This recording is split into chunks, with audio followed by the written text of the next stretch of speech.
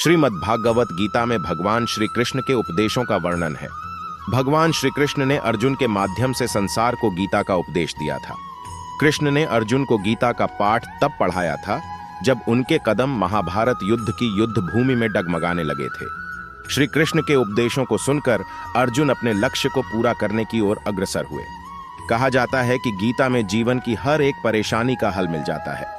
गीता में कही गई श्री कृष्ण की बातें आज भी जीवन में आगे बढ़ते रहने की प्रेरणा देती हैं।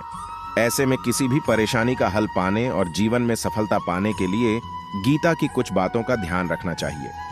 माना जाता है कि जो भी व्यक्ति गीता की इन 5 बातों का जीवन में अनुसरण कर लेता है वह हर काम में जरूर विजय हासिल कर लेता है।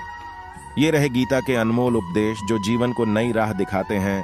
पहला, फल की इच्छा छोड़ कर्म पर ध्यान देना चाहिए। गीता में श्री कृष्ण ने कहा है कि मनुष्य को फल की इच्छा छोड़कर कर्म पर ध्यान देना चाहिए। मनुष्य जैसा कर्म करता है उसे फल भी उसी के अनुरूप मिलता है, इसलिए व्यक्ति को अच्छे कर्म करते रहना चाहिए। दूसरा, स्वयं का आकलन।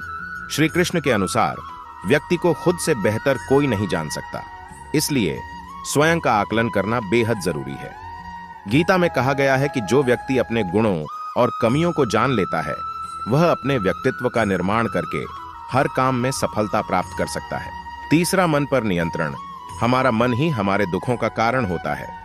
ऐसे में श्री कृष्ण ने गीता में कहा है कि जिस व्यक्ति ने अपने मन पर काबू पा लिया वह मन में पैदा होने वाली बेकार की चिंताओं और इच्छाओं से भी दूर रहता है।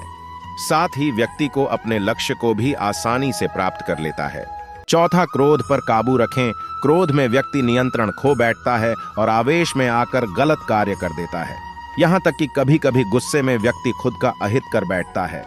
गीता में श्री कृष्ण ने बताया है कि क्रोध को खुद पर हावी नहीं होने देना चाहिए।